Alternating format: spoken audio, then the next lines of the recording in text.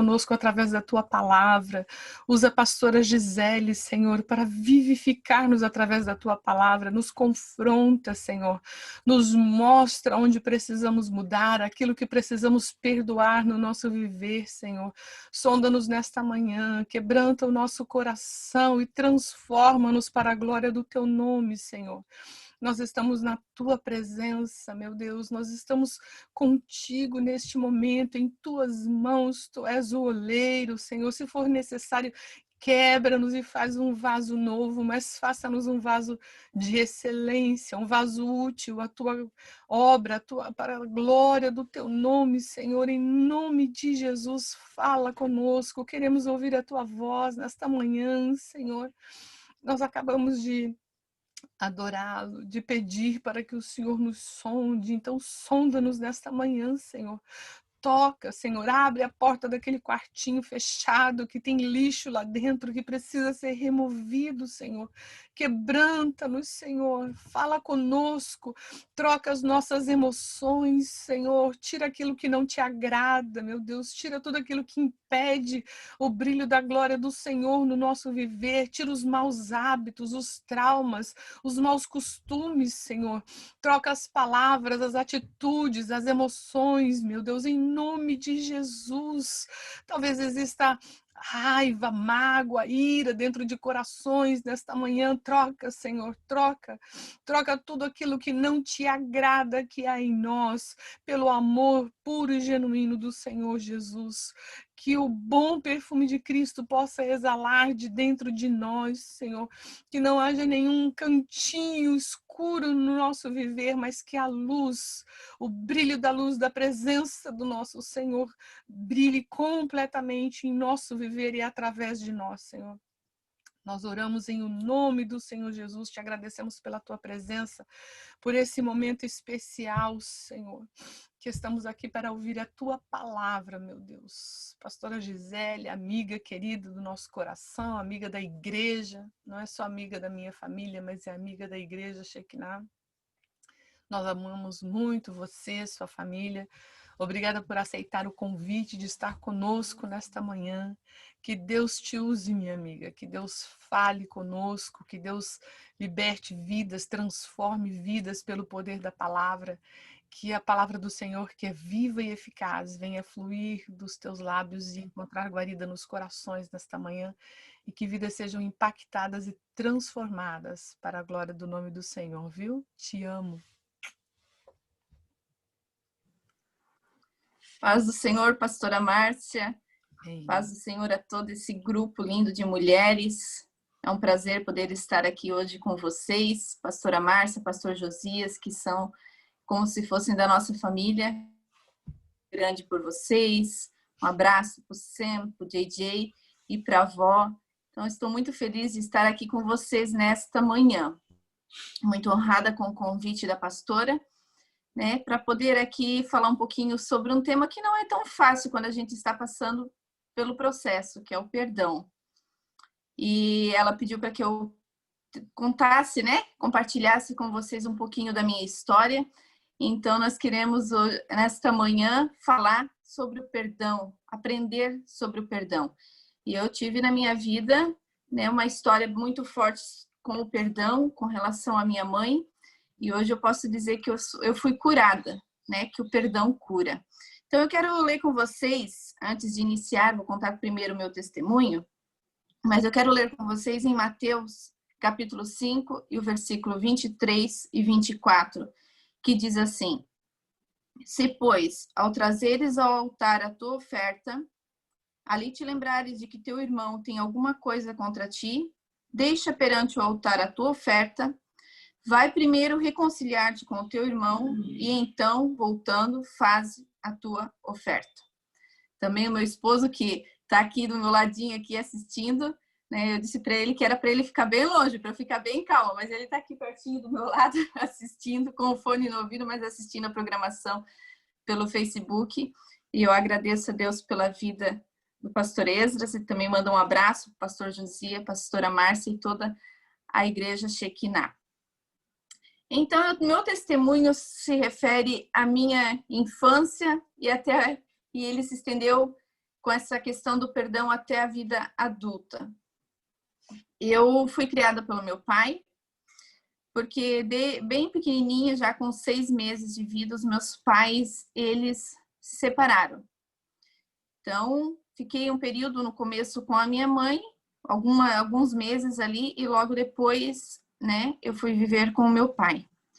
Então, a minha história inicia com uma história de abandono, porque eu tenho uma irmã mais velha que eu, 11 meses, ela tem um probleminha mental, atraso mental, e eu e ela ficamos com a minha mãe no período da separação ali dos meus pais. E assim, logo da separação, ela conheceu um homem com quem ela é casada até hoje. E num certo dia à noite, ela resolveu, né? Ele disse que ficaria casado com, né? Casaria com ela, tudo ficaria com ela, mas ele não queria assumir as filhas. Então, num certo dia à noite, ela pegou, colocou toda a mudança de madrugada dentro de um caminhão e, né? Eu fui sabendo da história, né? Porque foram me contando depois. Então, diz que tirou tudo, até cortina da casa, e deixou dentro da casa um berço com 2 crianças. E ela foi embora e deixou a gente dentro de casa. Mas como na história da vida da gente, né? Deus sempre tem o controle. Quando foi 5 horas da manhã, minha avó, que hoje já é falecida, minha avó paterna, disse que ela acordou e ela disse que o Espírito Santo incomodou ela, que ela tinha que subir, porque a casa onde nós morávamos era no morro e ela morava no início. Então ela disse, acordou o meu avô e disse, Pedro, eu tenho que subir lá, eu tenho que ir lá ver as meninas. Mas ele disse, mas é tão cedo, senão pega a lanterna e nós temos que ir lá ver as meninas porque algo está acontecendo. E quando ela chegou lá na casa, estava só eu com a minha irmã dentro da casa e dentro de um berço. Então, ali começou todo o meu processo. Aí fui morar com o meu pai, e daí entre idas e vindas, que daí minha mãe teve momentos que daí ela se arrependeu, pegou a gente de novo, daí depois devolveu a minha irmã, ficou comigo. Aí meu pai disse que não ia deixar as irmãs separadas, então pediu a guarda, por fim, pediu a guarda definitiva e ficou comigo e com a minha irmã.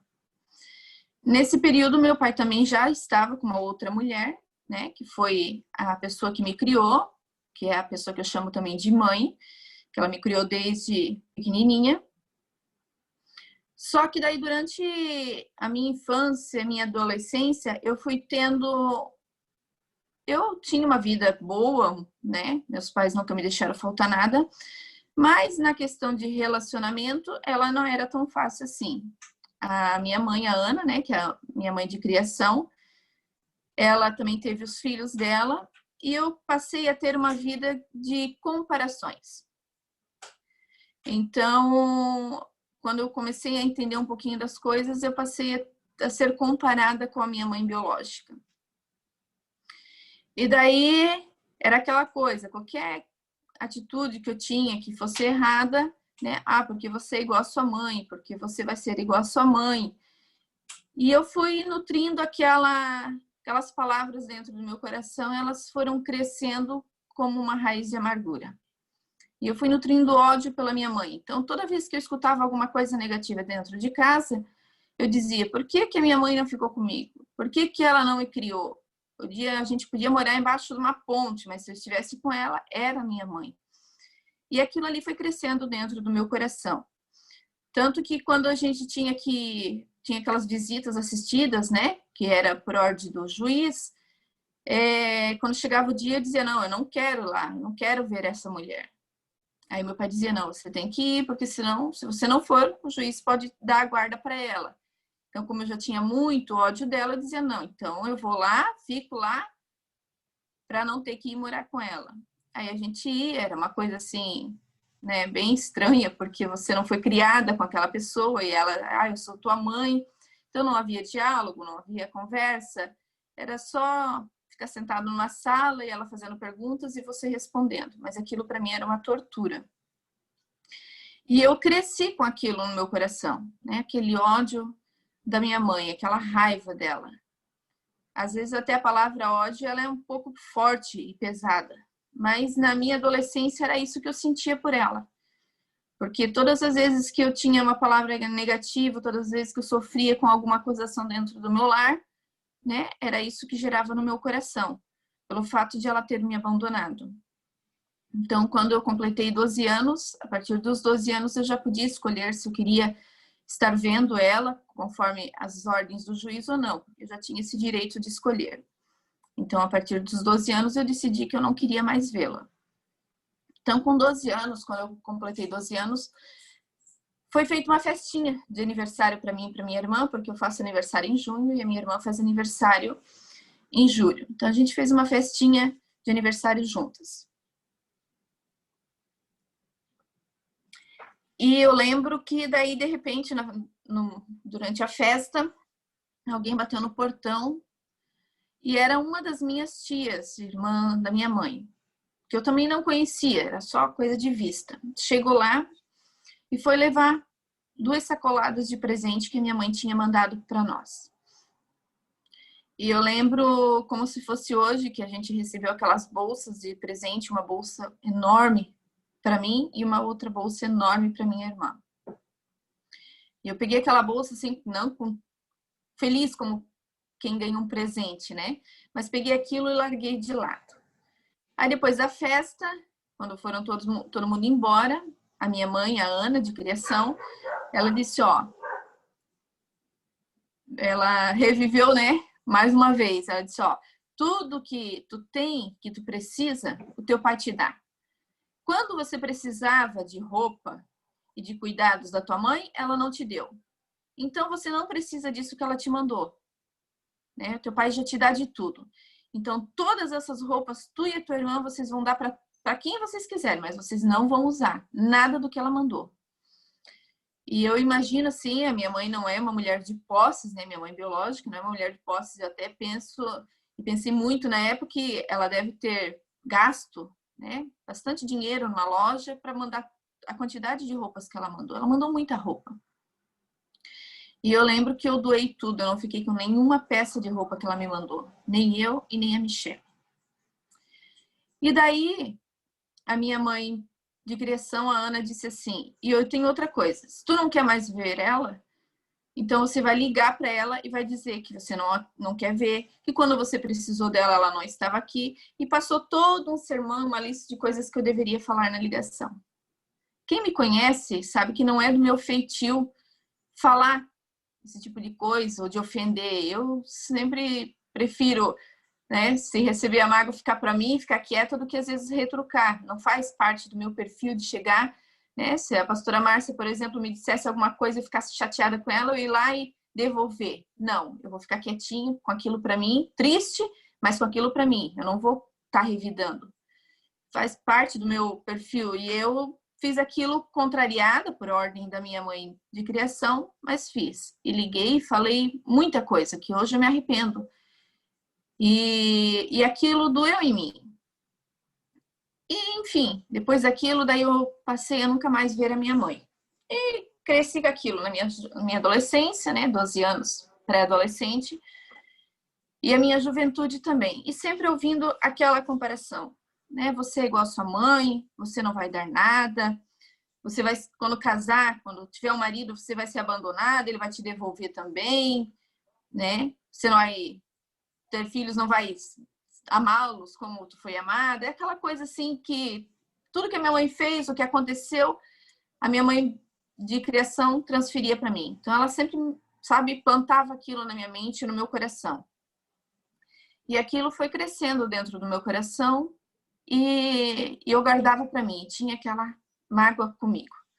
Só que eu também sempre lembrava da ligação que eu tinha feito. E eu pensava, né, meu Deus, um dia se eu morrer, eu nem pedi perdão. Eu tinha mágoa da minha mãe, mas estava preocupada de não pedir perdão para ela, de não vê-la, de não poder ter um contato com ela e pedir perdão pela ligação que eu fiz para ela.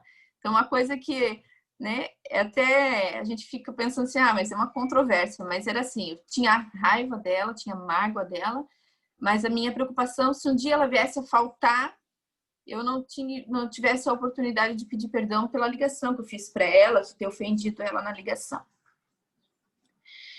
Enfim, daí veio o meu período de casamento. Aí conheci o meu esposo e ainda, a gente, né, prestes a casar, ainda tive aquelas mesmas palavras ditas, né, né, que eu não ia ser feliz no casamento, que eu era muito parecida com a minha mãe, então ia ter o mesmo fim. Mas eu sempre coloquei muito essa questão do meu casamento em oração. Não era aquela jovem que ficava 3, 4 horas orando, não. Mas eu sempre tive um momento com Deus, mesmo quando estava triste, mesmo quando estava com o coração apertado, eu tive aquele meu momento de oração e sempre pedi muito pelo meu casamento. Lembro hoje, eu digo assim, meu Deus, eu não tenho a mesma força de quando era adolescente, quando jovem. Hoje, casada, quando a gente, né, tem todas as correrias do dia, às vezes eu digo, Pedro, é tão difícil a gente levantar de madrugada, né, tirar aquele momento de oração, porque tu tá ali deitada, acorda e diz, eu vou levantar para orar, mas aí tá frio, né, tá cansada, fui dormir tarde, tem que levantar cedo no outro dia, daí tu fica na cama, né, Jesus, vou fazer uma oração aqui, quando tu acabou dormindo. Mas quando eu era adolescente, jovem, isso eu levei como um capricho na minha vida. E eu eu tenho certeza que foi disso que foi sustentando-me na fé. Eu lembro de colocar sempre o meu celular, na época nem tinha celular, né? Meu primeiro celular eu fui ter depois que casei.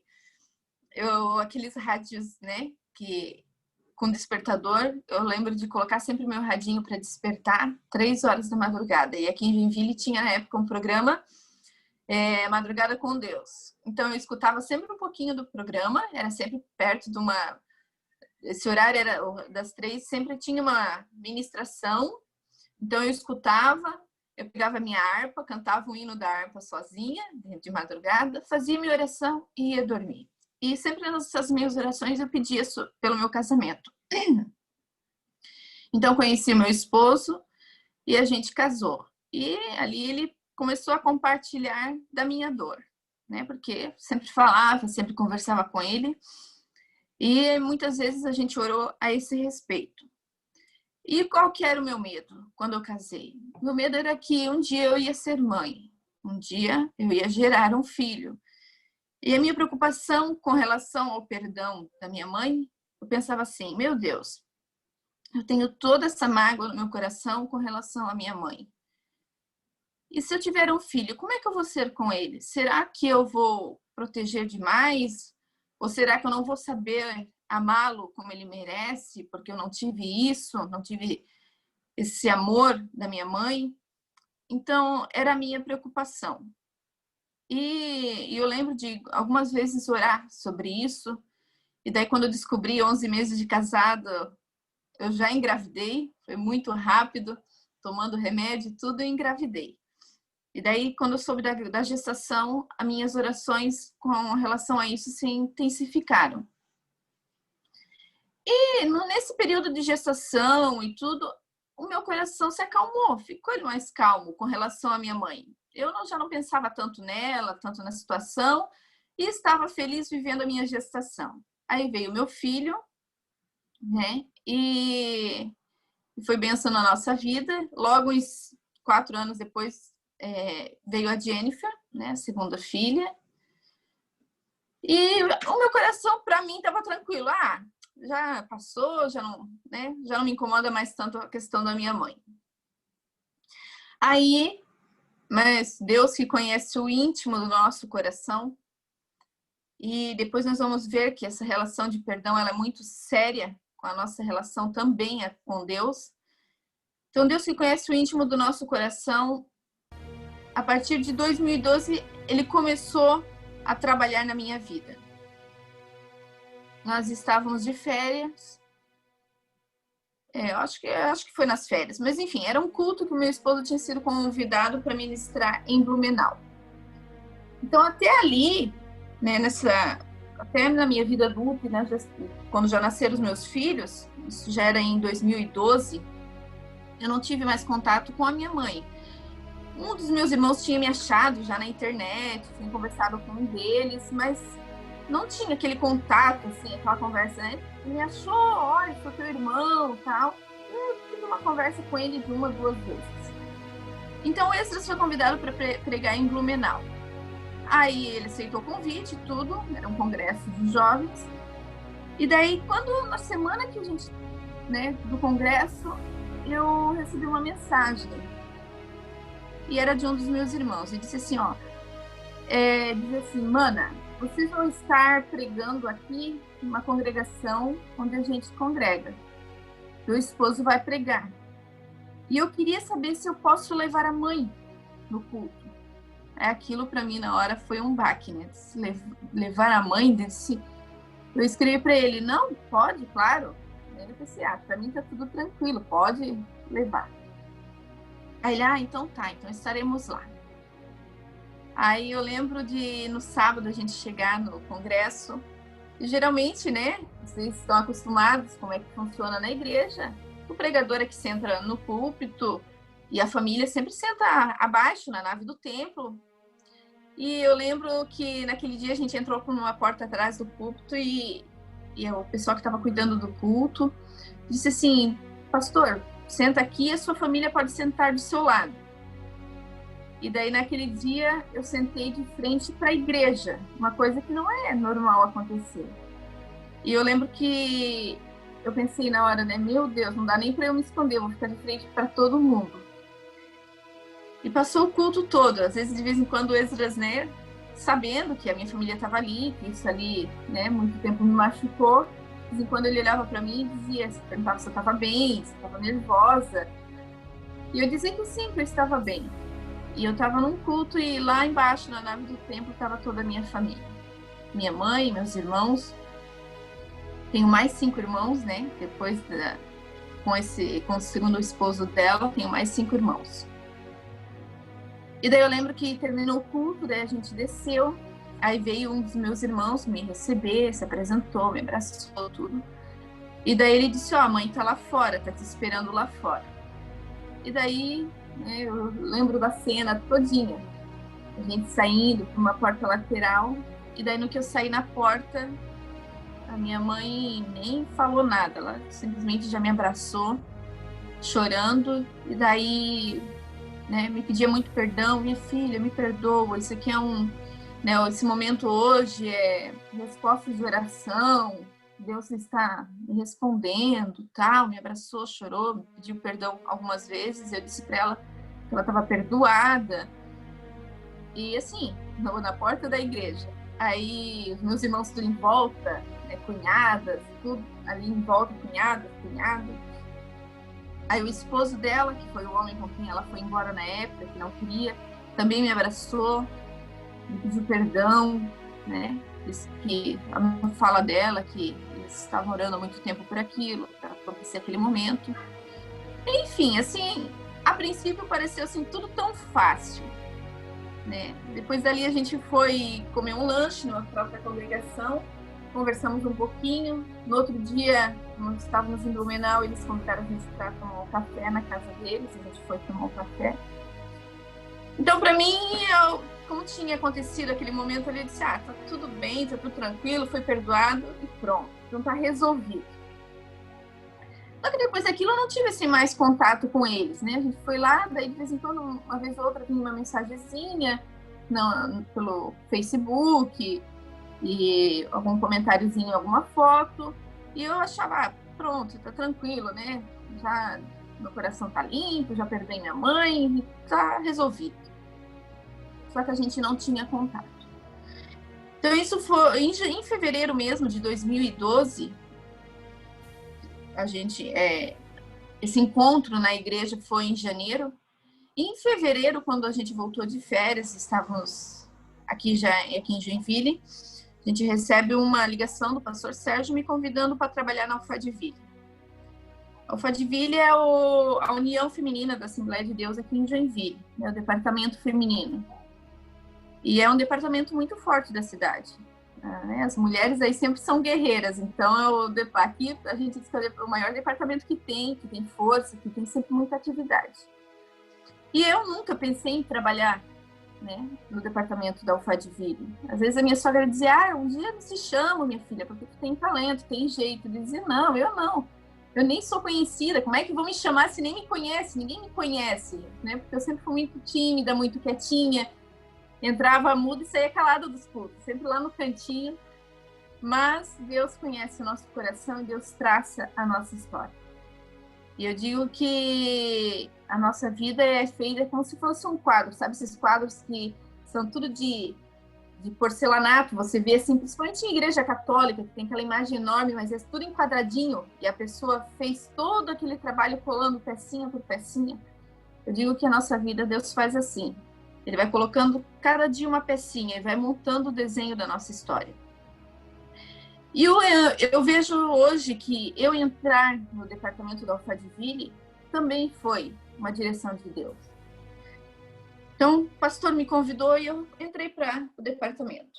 E nós, todo ano, a gente faz um retiro de mulheres.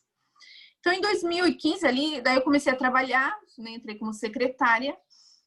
E daí, nos retiros, a gente distribui contratos, né, para cada mulher, para fazer o pagamento. E esses contratos ficavam sempre ao meu cargo. Então, eu que distribuía para os setores, né, para as congregações, e daí a troca de contrato, quando sobrava contrato, isso tudo voltava para minha mão e era eu que direcionava para quem que eu mandava esses contratos.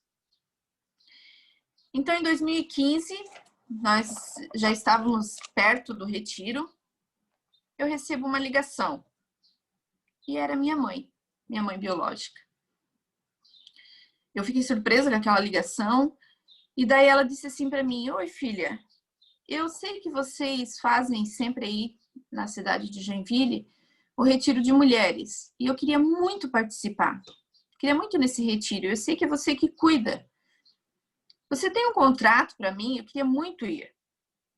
Aí eu disse para ela: olha, mãe, eu não tenho nenhum contrato agora, não tenho, mas se surgir algum, né, eu te aviso.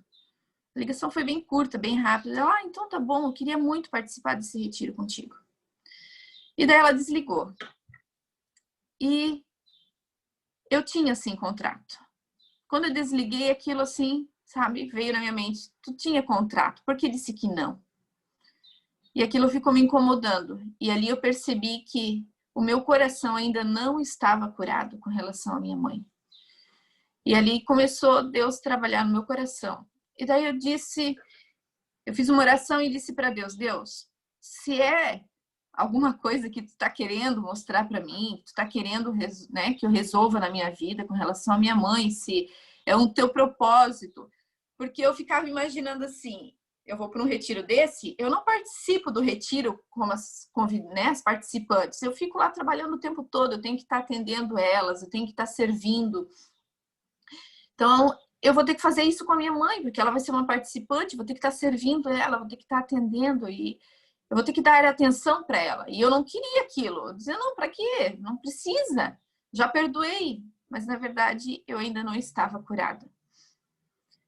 E eu fiz a seguinte oração: eu disse: Deus, então, se é da tua vontade, se tu tens algo nisso, então eu não vou ligar para ela, até porque eu não peguei contato dela. E eu disse: ela vai me procurar. E no dia que ela me ligar, porque esses contratos entravam, e daí na mesma semana saía, porque sempre aparecia mulheres: eu quero um contrato, tem contrato sobrando. Aí eu direcionava. E eu lembro o contrato que eu tinha, naquela semana mesmo, eu passei para frente, e daí eu disse para Deus: se for da tua vontade, ela vai me procurar, e eu vou ter um contrato em mãos no dia que ela me ligar, e daí eu vou passar esse contrato para ela. E daí passou 2 semanas, já estávamos bem na semana do retiro mesmo, eu sempre viajo na quinta, e ela me ligou na segunda-feira, e ela disse: minha filha, eu tô te ligando porque tu não me ligou, e eu queria tanto participar desse retiro, só que agora eu queria levar a tua irmã, que é a mais nova, né? Tem um menino e depois ela. E daí ela disse: só que agora eu quero levar a tua irmã junto comigo. Tu tem contrato? E naquele mesmo dia tinha entrado para mim 2 contratos. Então eu entendi na hora que era Deus trabalhando no negócio. E daí eu disse para ela: tenho sim, mãe, eu tenho 2 contratos. E combinei com ela como é que eu faria, a questão de, né, de ela preencher os contratos, que poderia ser no local do retiro mesmo, questão de pagamento, tudo. Conversei com ela, combinei e acertei com ela. Aí fui para o retiro na quinta. Eu lembro que a gente viajou na quinta-feira e naquele retiro a minha cunhada foi comigo, a Monique, esposa do pastor Éder Carvalho.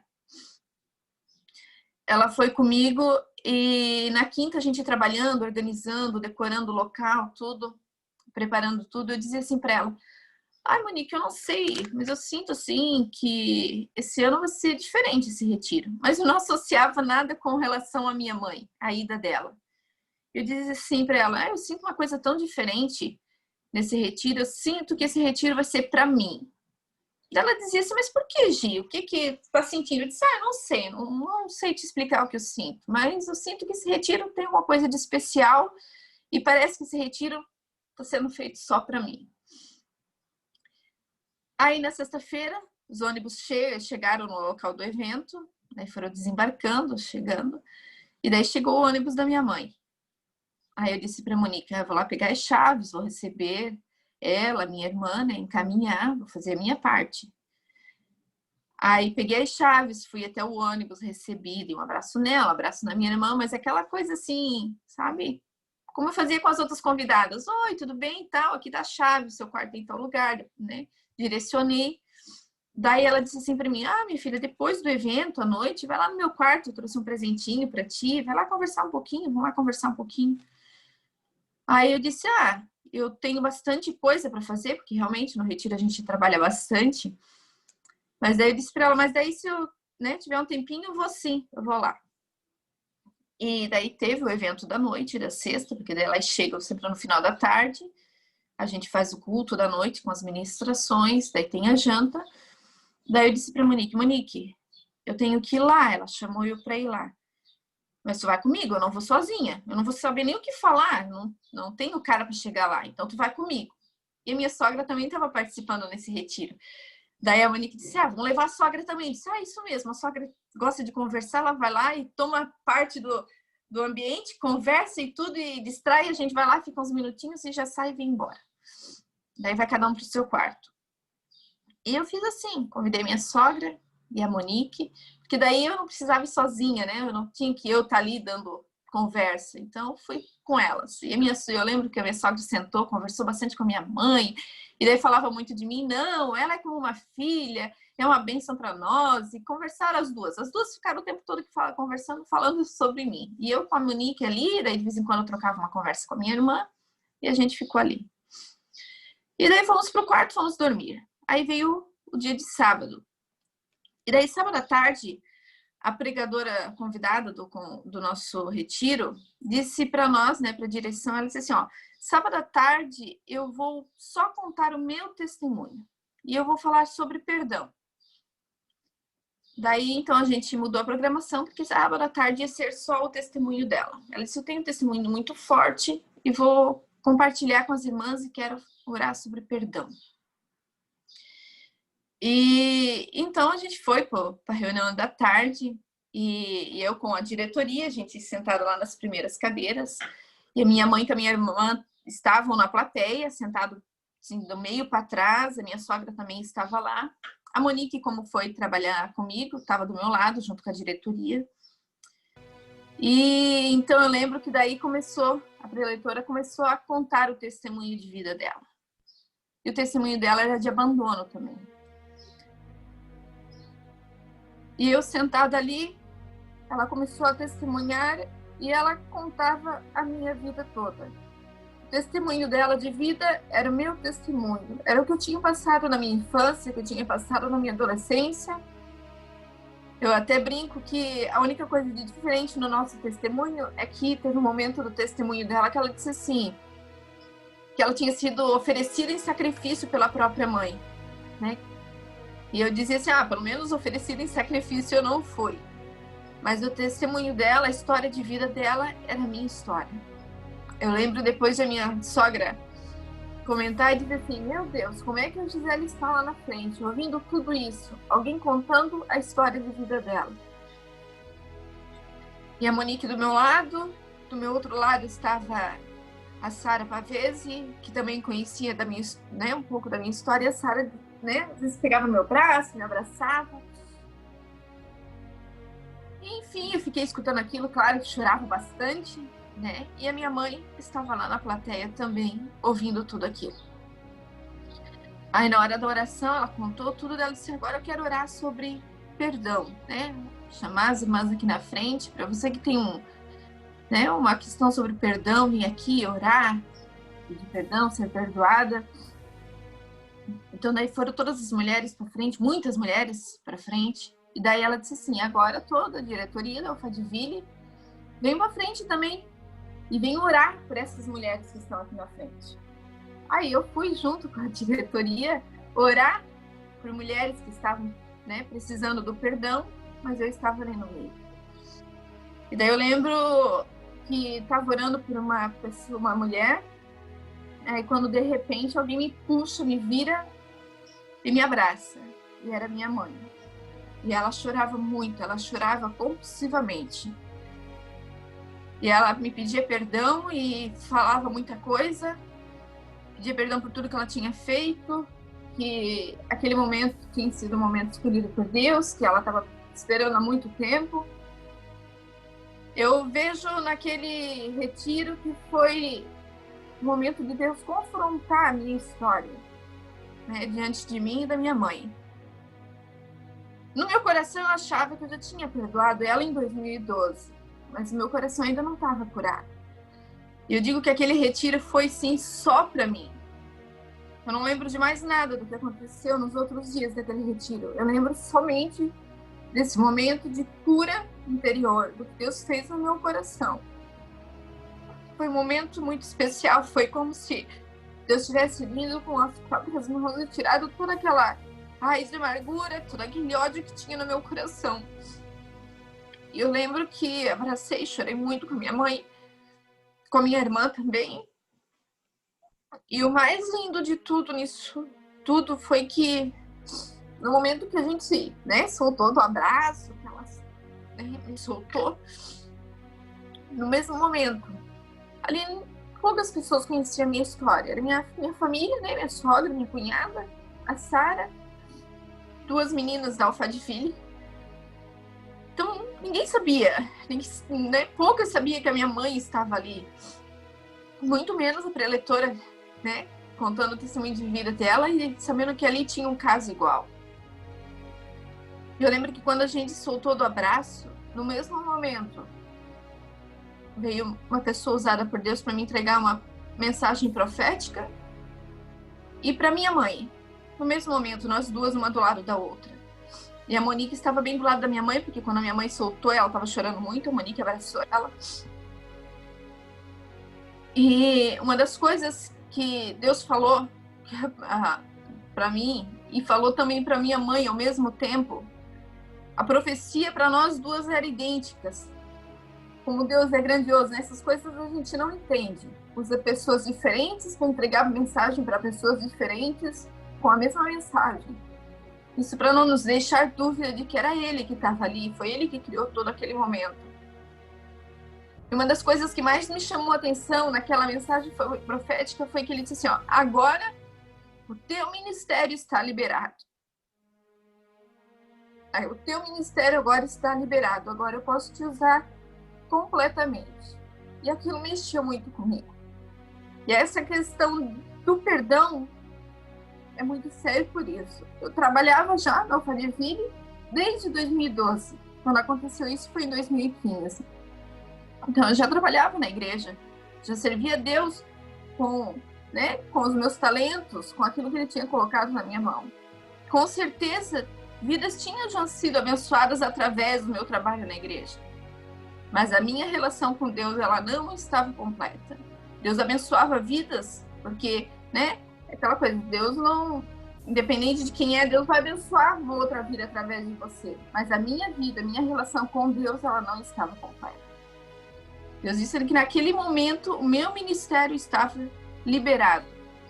Era como se tudo que eu fizesse, né, eu estou aqui, estou trabalhando, estou adorando a Deus, mas é como se fosse até aquela frase, né, que vai até não passa do teto, chega ali e para. porque meu coração estava ferido. Meu coração não tinha liberado perdão. E a partir daquele momento, a minha vida toda foi mudada. Meu coração foi transformado, o meu e o da minha mãe. Minha mãe serve a Deus, dirigiu o círculo de oração, agora, né, tá um pouco, só tá congregando, mas logo depois daquilo, ela assumiu o círculo de oração em Blumenau. A minha vida foi mudada, da minha mãe foi mudada. A partir dali, o meu ministério foi diferente, porque eu liberei o perdão, porque Deus fez uma obra no meu coração. Eu digo que foi uma vida toda, né? Nós estamos em 2020, é uma coisa recente, faz 5 anos. Então foi uma vida toda, foram 32 anos nutrindo um ódio pela minha mãe, e que às vezes eu até tinha vontade, né, de perdoar, mas não conseguia. Deus teve que fazer uma obra no meu coração. Deus teve que confrontar nossas histórias, porque eu nunca conversei com ela, nunca chamei ela para falar, fez isso, tenho raiva de ti, tive ódio de ti muito tempo, não. Eu digo que Deus preparou um cenário tão lindo, né? Nos colocou num ambiente e que uma outra pessoa contou uma história de vida que era minha, e nós duas estávamos ali. E Deus curou a mim e a minha mãe. Então, lembra que eu li, né, em Mateus ali, que diz assim, né, se trazeres ao altar a tua oferta. Eu estava trabalhando na obra de Deus há muito tempo já. Mas aí, se lembrares que teu irmão tem alguma coisa contra ti, deixa tudo perante o altar. Vai primeiro reconciliar-te. Isso é importante. Então, depois disso, volta e faz a tua oferta. A questão do perdão é uma questão muito séria. A falta de perdão, ela é uma prisão. Eu passei, 32 anos da minha vida presa nisso. Presa em sentimentos de amargura, em sentimentos de que eu não ia conseguir nada, de que eu não ia ser ninguém, de que eu ia ser igual a minha mãe, como me falava, e hoje eu tenho orgulho da minha mãe. Hoje eu posso dizer para vocês que me escutam que eu amo a minha mãe de paixão, como a gente diz, costuma dizer. Hoje eu mando mensagens para ela, pergunto como ela está. Eu disse para ela esses dias que o desejo do meu coração é que ela viesse morar mais pertinho de mim. Ela mora em Blumenau, eu em Joinville. Eu disse para ela, queria tanto, mãe, que tu morasse pertinho de mim, para eu poder cuidar de você, de paparicar mais. Então eu amo hoje minha mãe. O Senhor fez uma cura completa no meu coração. Esse medo que eu tinha de não saber como lidar com os meus filhos, o Senhor resolveu na minha vida. Eu digo que o Senhor cuida tanto da gente em todos os sentidos, que essa falta de amor que eu tinha, essa coisa de ficar escutando, né? Eu te amo. Eu não escutava na minha infância, na minha adolescência. Tudo isso Deus foi trabalhando na minha vida, mostrando que quem cuida da nossa história é Deus.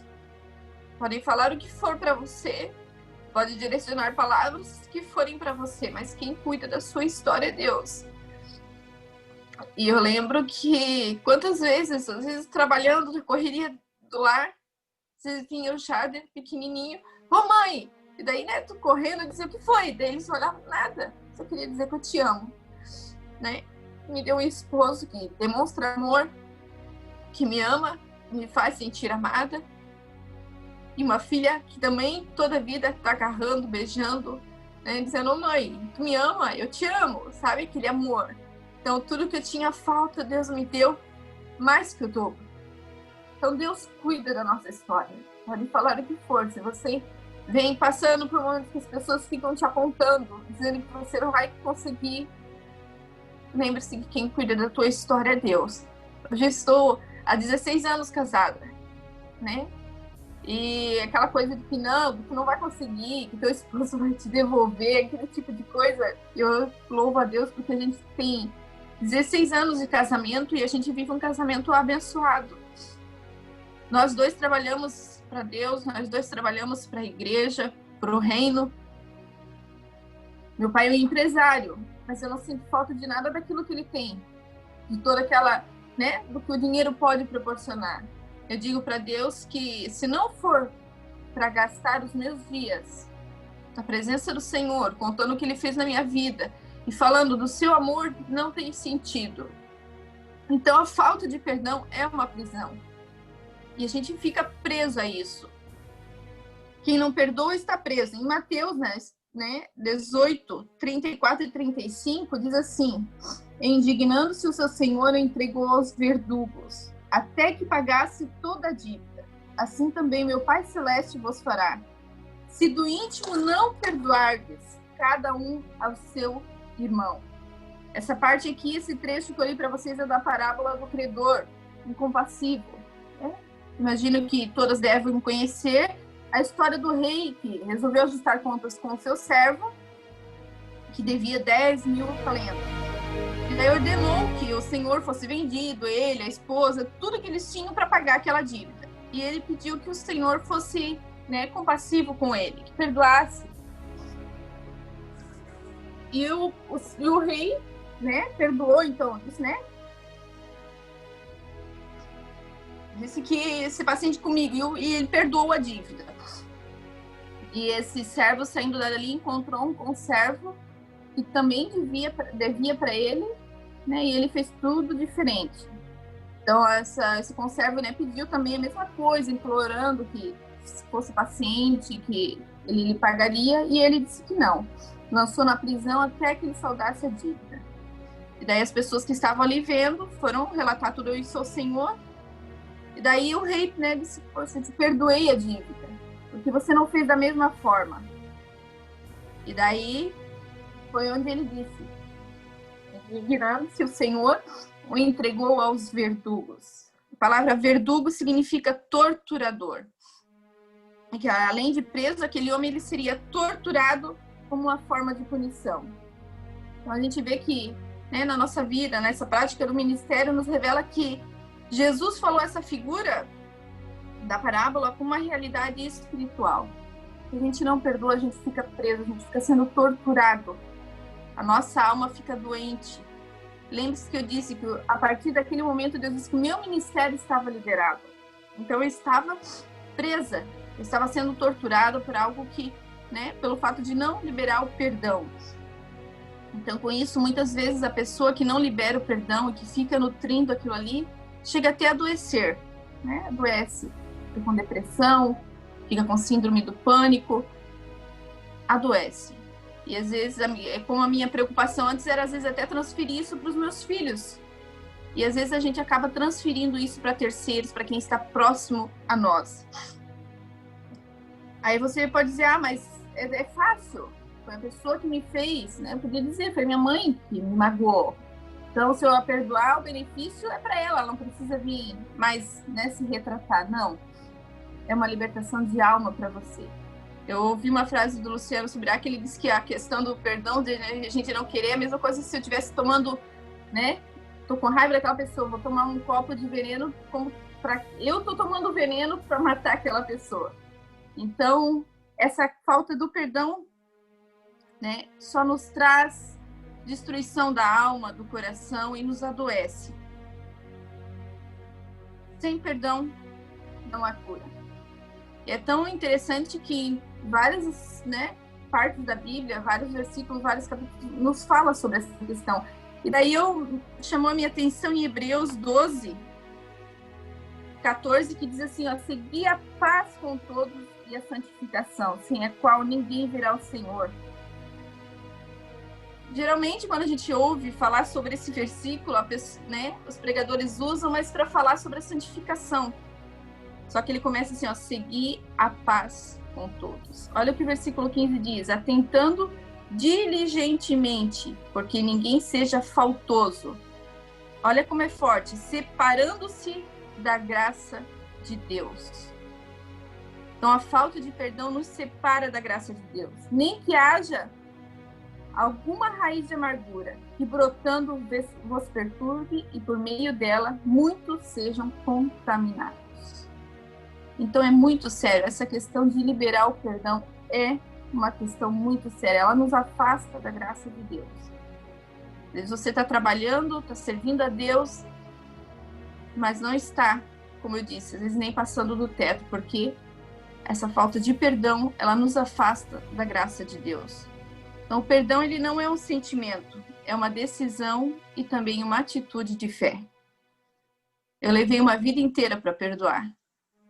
Só que a partir do momento que eu fiz isso, foi libertador. A minha vida mudou completamente.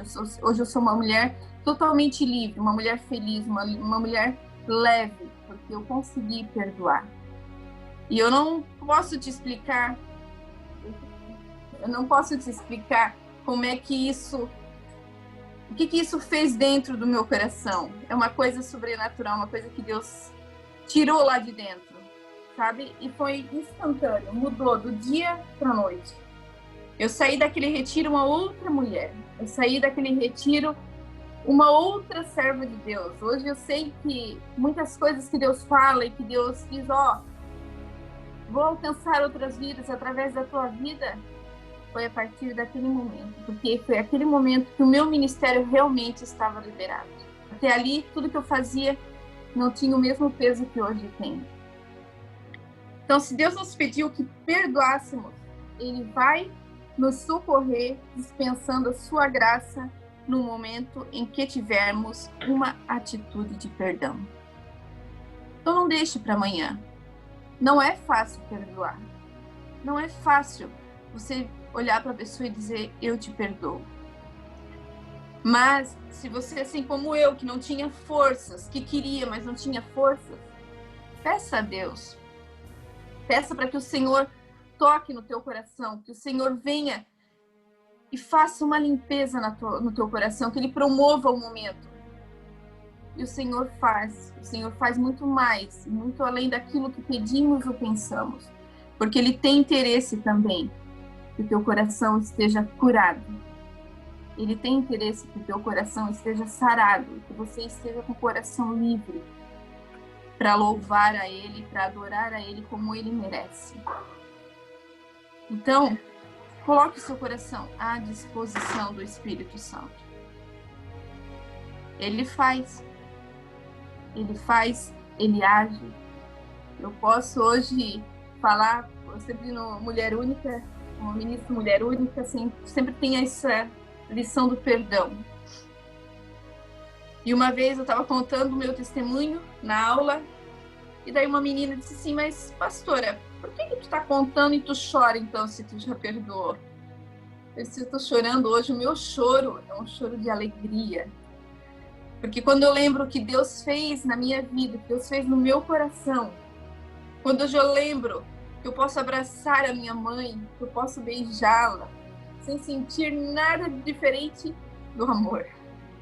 Que hoje eu sinto por ela só amor. Que hoje, quando eu vejo ela abraçar os meus filhos, quando eu vejo hoje ela beijar os meus filhos, quando eu vejo os meus filhos dizendo, eu tô com saudade, quero ir lá ver a avó, as 2 semanas que eu estive lá com ela, quando eu posso passar o dia inteiro com ela, e aquilo não me machuca, e toda a minha história ficou, ela não vai ser apagada. A minha história não vai ser apagada, mas ela não me machuca mais. Então, quando eu lembro disso, eu louvo e agradeço a Deus, porque o nosso Deus é um Deus de amor. E Ele age nas nossas vidas se a gente der liberdade. Então, esqueça do que te diz, do que te disseram, do que te magoaram, do que fizeram contra a tua vida. Eu sei que eu vou ter muitos outros momentos de ter que perdoar alguém. Eu lido com uma situação na minha vida atual, mas eu sei que em tudo Deus tem um propósito. Na época, quando eu era adolescente, quando eu era jovem, eu dizia, meu Deus, mas por que comigo? Por que a minha mãe teve que me deixar? Hoje eu sei que tudo tem um propósito. Lembra que eu disse que Deus vai colando pedacinho por pedacinho para desenhar a nossa história? A minha ainda não está completa, Ele ainda está colando aí dos pedacinhos. Aí no final, quando você olha aquela imagem linda, toda colorida, mas dá trabalho. Não é do dia para a noite. Então deixa a tua vida nas mãos do Senhor. Decida perdoar quem te magoou. Decida perdoar aquele que te feriu. Porque você vai ver que vai ser libertador. Quando o Senhor entra e cura a nossa alma, o nosso coração, a nossa vida passa a ser diferente. E hoje eu posso dizer para você que eu sou uma mulher nova. E a partir de 2015 para cá, eu sou uma mulher completamente diferente. E o que Deus fez na minha vida, Deus pode fazer na tua vida também. Então lembre-se, sem perdão não há cura. Não deixe que isso te afaste do nosso Criador. Quero orar com você. Feche os teus olhos, coloque a mão no teu coração e ore comigo. Senhor, eu agradeço por esse momento, meu Deus, que passamos aqui juntas, falando da tua palavra, conhecendo a necessidade de perdoar. Não é fácil, Pai. Sabemos que não é fácil, mas que a gente tem o Consolador, o Espírito Santo do nosso. Porque à medida em que nossa caminhada, percebemos que em nós a necessidade de perdão, que surge em nós essa necessidade de perdão, surja também o desejo e a decisão de perdoar. Que diante das situações, Senhor, mal resolvidas, a tua luz e o teu poder de nos conceder força, Senhor, de buscar essas resoluções necessárias de dar e receber o perdão, de reconciliar e de recomeçar. Pai querido, entregamos as nossas vidas, entrego a vida dessas irmãs que estão aqui, Senhor, assistindo, participando deste culto, entrego a vida de cada uma delas nas tuas mãos, entrego os nossos corações, os nossos sentimentos, Senhor, porque o teu jugo é suave e o teu fardo é leve. Amém. Amém. Amém. Obrigada, pastora. Deus abençoe. Obrigada pela oportunidade e que o Senhor continue abençoando a vida de cada uma de vocês.